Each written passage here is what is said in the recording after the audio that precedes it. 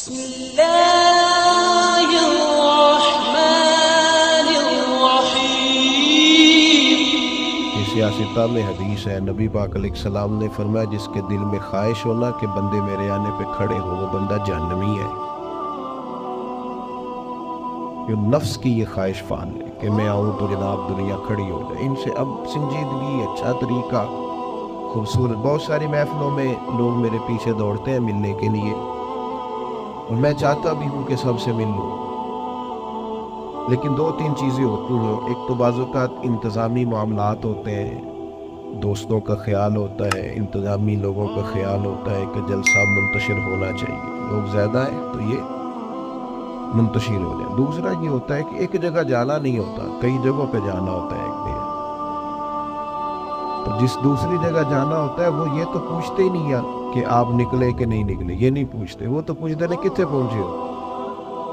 یہ پہلا سوال وہ کرتے ہی نہیں کہ آپ وہاں سے نکلے کہ نہیں نکلے، وہ تو پوچھتے ہیں کہ تسی پہنچ کتنے ہو۔ تو اب چونکہ آگے جانا ہوتا ہے تو اس لیے رکنا اور سب سے ملنا بعض اوقات یہ نہایت مشکل ہوتا ہے۔ باقی یہ کہ میں پھر ایک دفعہ عرض کروں گا، اور میں کوئی کسی قسم کی میری طبیعت ہی نہیں ہے اس طرح کا کوئی ماحول بنانے کی۔ میں سچ سمجھتا ہوں کہ آپ دیکھیں نا، بے لوس لوگ آئے ہیں، بہت سارے لوگ دور بیٹھے ہیں، جگہ بھی ٹھیک نہیں ملی، کھڑے ہو کے سن رہے ہیں۔ تو مجھے تو پتہ ہے نا، جو رب و رسول کی رضا کے لیے تکلیف کہتا ہے اسے اللہ اجر کتنا عطا ہو۔ آپ بڑے قیمتی لوگ ہیں، کوئی بندہ بھی ایسا نہیں جو ایسا ہو کہ میں سمجھوں کہ میں اس بندے سے افضل ہوں۔ اللہ تعالیٰ آپ سب کو برکت عطا کرے، آپ کو اللہ اپنی رحمت عطا فرمائے۔ دو چار باتیں مختصر سے وقت میں آپ کی خدمت میں عرض کرنی ہے۔ اللہ تبارک و تعالیٰ نے انسان کو پیدا کیا ہے، انسان کا جب شعور بیدار ہو جاتا ہے نا تو پھر وہ معرفت چاہتا ہے۔ جب تک چیزوں کی معرفت اسے حاصل نہیں ہوتی اور سب سے بڑھ کر اپنی معرفت حاصل نہیں ہوتی، وہ بے چین رہتا ہے۔ آپ کوئی بھی کام کر رہے ہوں، کہیں بھی آپ نکلے ہوئے ہوں، تو آپ چاہتے ہیں مقصد زندگی کا پتہ چلے، ہم کیوں کر رہے ہیں۔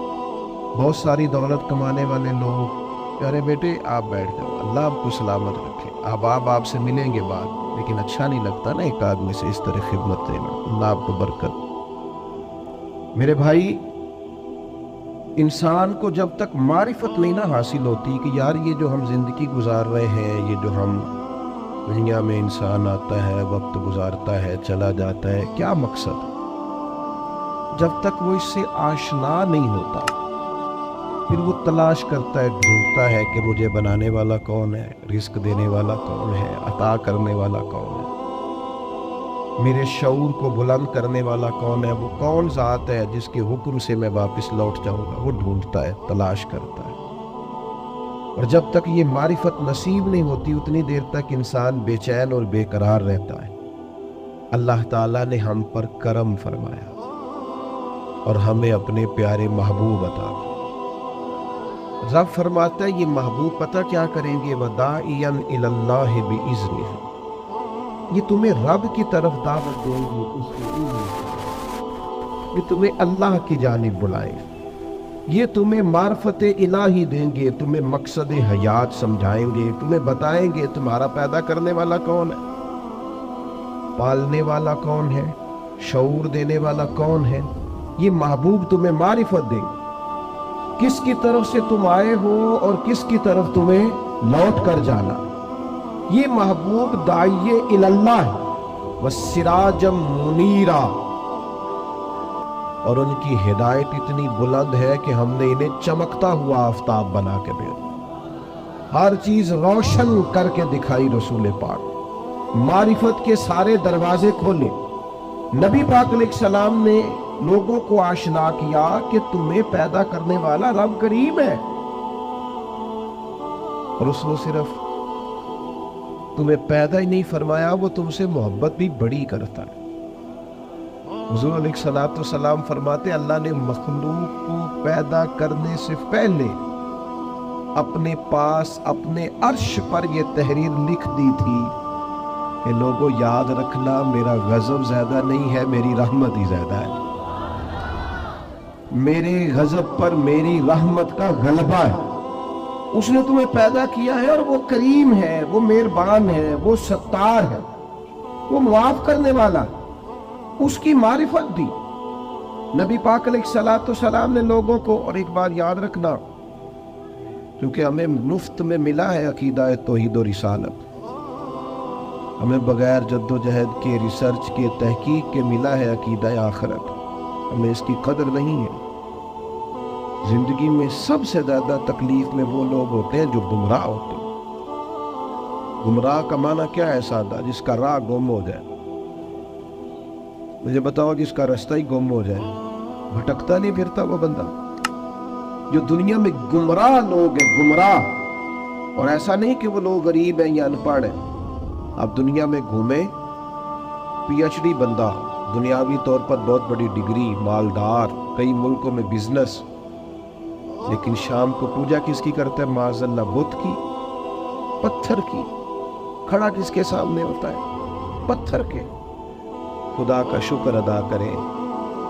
ہمیں خود سے کوشش کر کے ہدایت ڈھونڈنی پڑتی تو بڑی مشکل تھی. رب نے فضل کیا ہے، مدینے والے محبوب کی امت میں پیدا فرما دیا. یہ جو رستہ واضح نظر آیا ہے، کھلا ہوا نظر آیا ہے، ہدایت کے مینارے نظر آئے ہیں، یہ بہت بڑا احسان ہے اللہ تعالیٰ کا.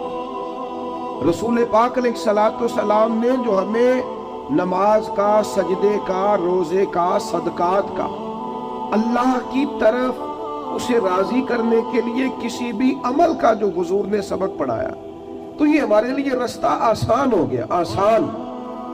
نبی پاک علیہ السلام نے دلوں کی کھیتی کو آباد کر دی. آنکھوں میں جو گمراہی کے پردے آنے والے تھے وہ ہٹا دیے سارے. ہمیں بتایا کہ ہمیں پیدا کرنے والا خالق و مالک ہے. ہمیں محبوب نے آزاد کر دیا. آزاد کر دیا دنیا داروں کے، سیٹھوں نوابوں کے بکھیڑوں سے، آزاد کیا سیاستدانوں کے چنگل سے.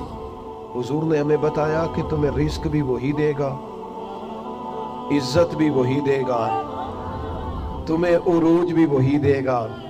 اگر کہیں کمزور پڑو گے تو اللہ کی حکمت کا تقاضا ہوگا. آزاد کر دیا.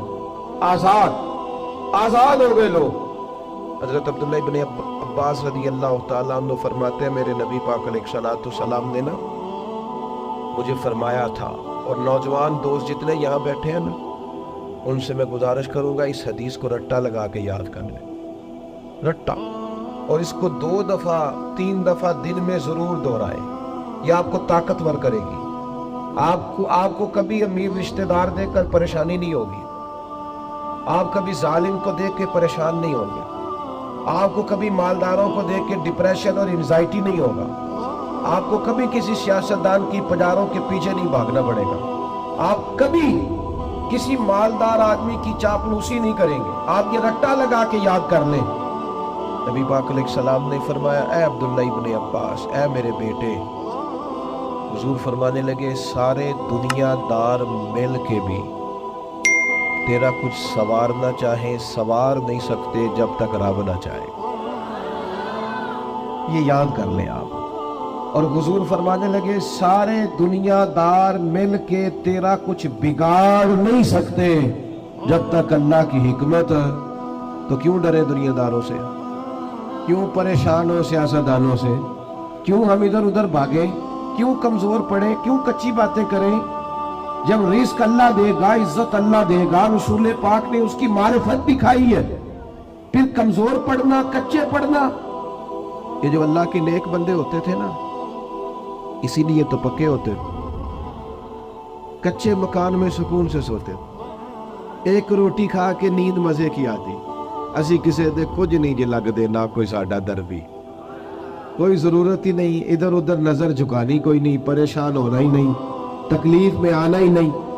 ہارون رشید حج کر کے آ رہا تھا، بادشاہ تھا نا، تو یہ بڑا مزہ آتا ہے بعض لوگوں کو نا، لوگ نعرے شارے لگائے، گاڑی کے آگے پیچھے بھاگے.